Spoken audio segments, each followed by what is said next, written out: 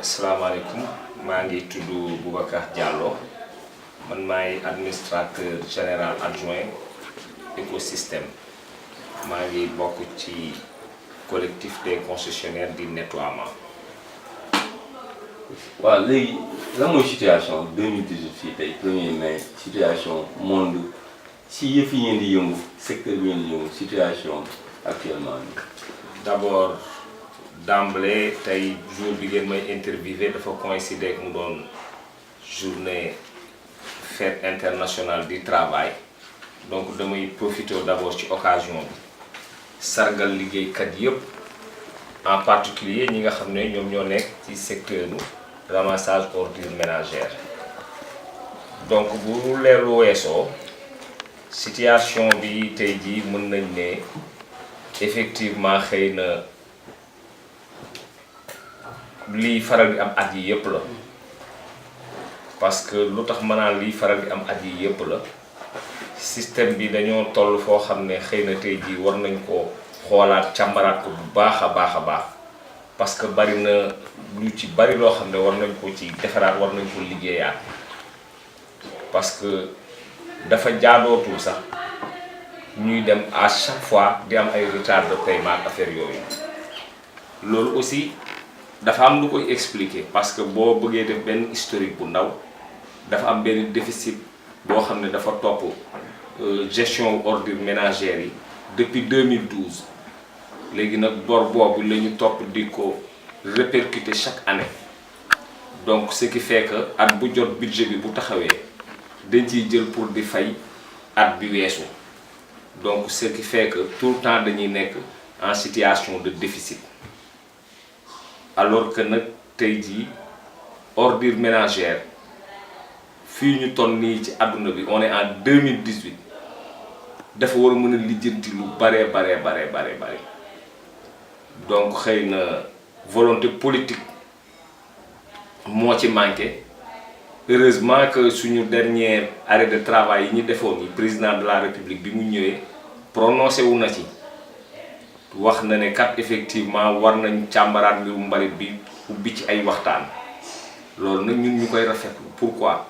parce que tey jii mbalit bi boo xoolee mun nañ ne benn chaîne la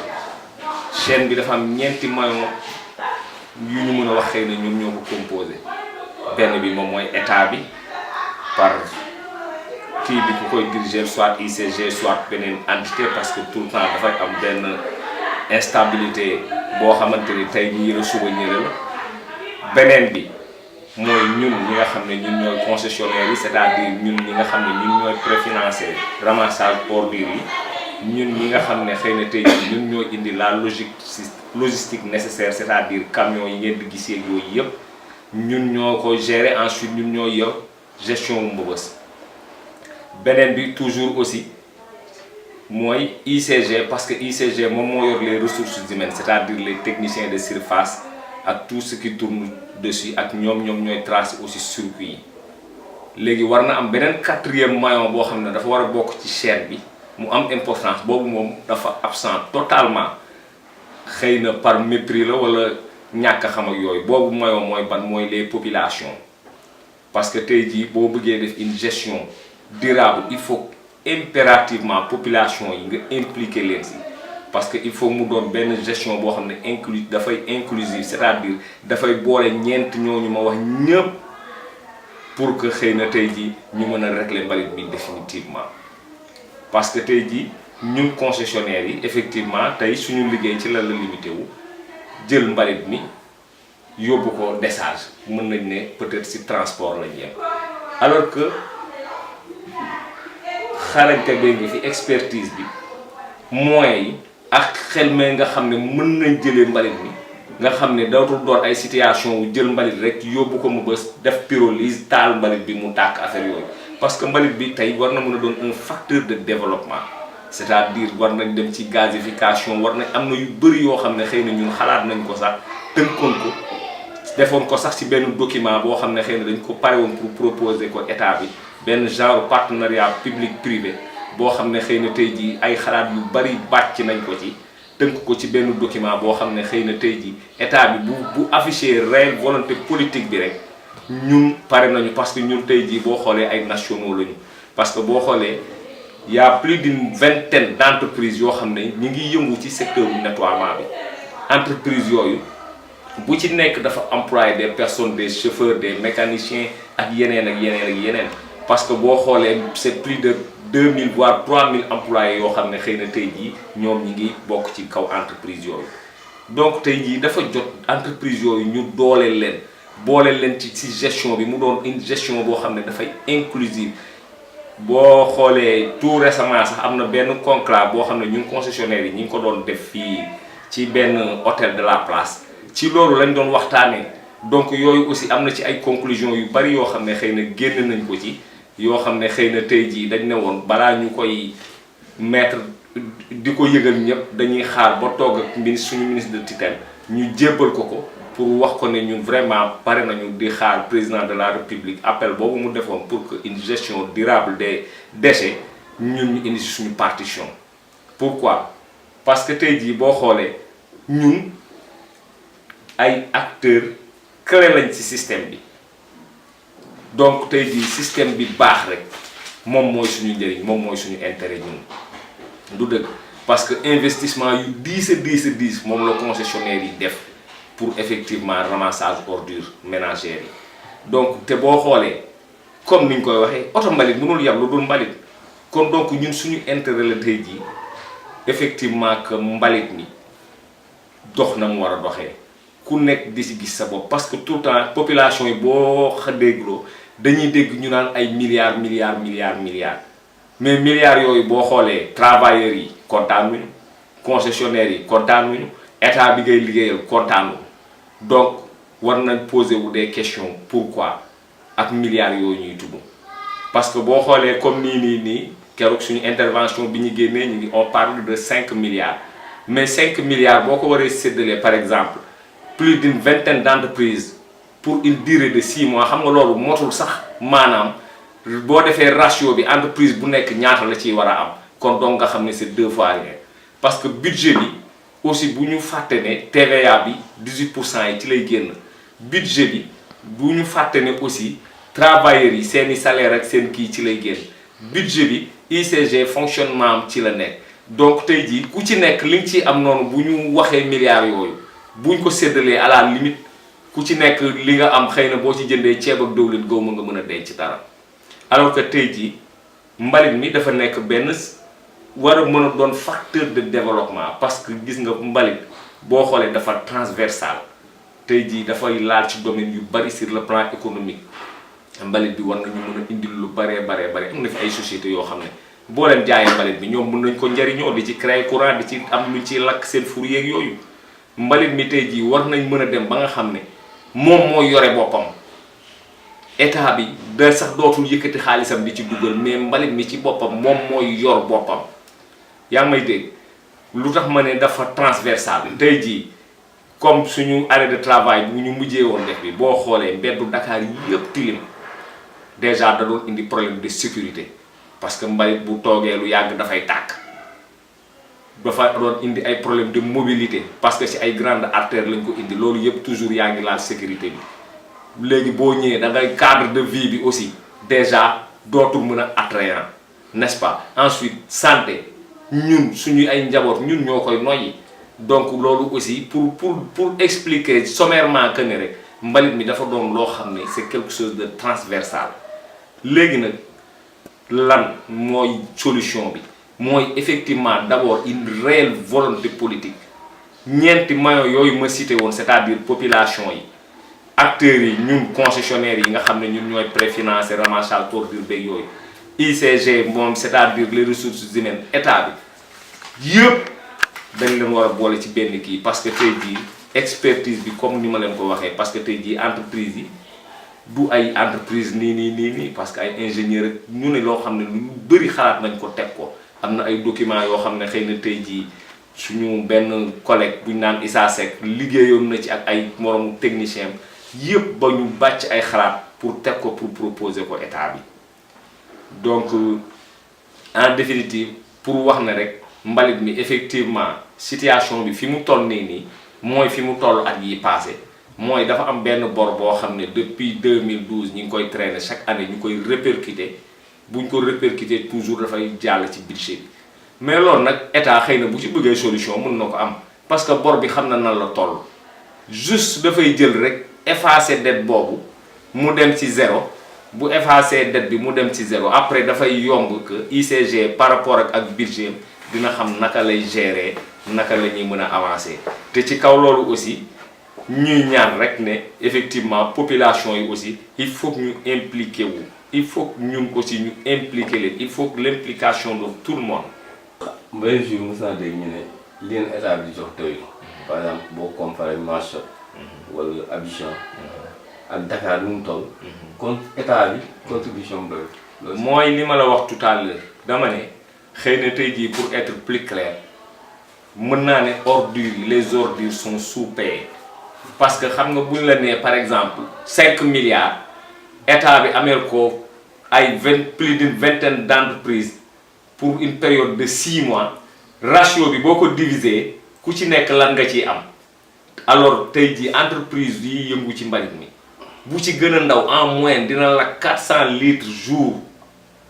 ci gasoil kese en moyenne dina la 400 litres jour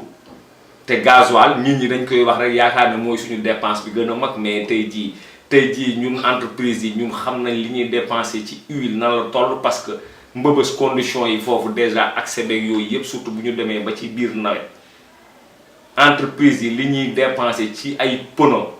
ay flexible yooyu yëpp boo ko kiiyee donc léegi li entreprise yi di gagné moo tax ma ne la xëy na bu fekkee jënd na ci ceeb ak diwlin du ñu am lu ñu mën a denc te tey jii mbalit mi effectivement am na noo xam ne ñun ci xalaat yi ñu bàcc ba teg ko am na noo xam ne buñ ci waxtaanee ba déggoo ci mbalit mi war na mën a yor boppam war nañ mën a romb étape bii ñu nekk tey jii parce que tey jii nii xëy na cette population yi mën nañ am benn satisfecit jàpp ne Dakar set na mais ñun acteurs yi xam nañ ne on peut mieux faire mën nañ def lu gën lii fukki junni yoon parce que am na benn période sax bi Moussa Tine yoroon commencé woon nañ sax di raxas tali yi en ville jël un vendredi tëj ville complètement di raxas tali yeeg yooyu pour dire que logistique boobu yëpp am na fi concessionnaire sénégalais yi am nañ toute cette logistique là xarañteef boobu yëpp aussi am na fi n'est-ce pas mais nag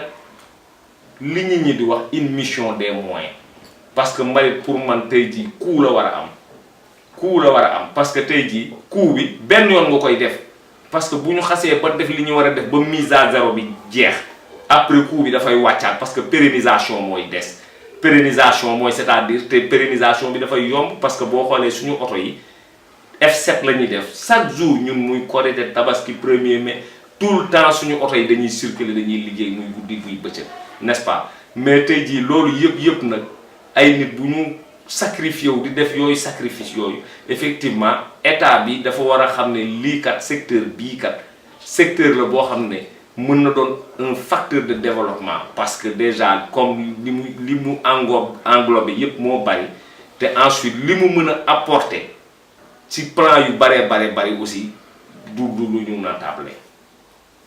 waaw kii si affaire mbëbës bi. xam nga amoon temps ñu dañ koy yóbbu fële toog Sindia. waaw léegi affaire bi fan nga toog wala xalaat ngeen ay usine de transformation des déchets et cetera. waaw mooy loolu mooy li ma la wax effectivement mbëbës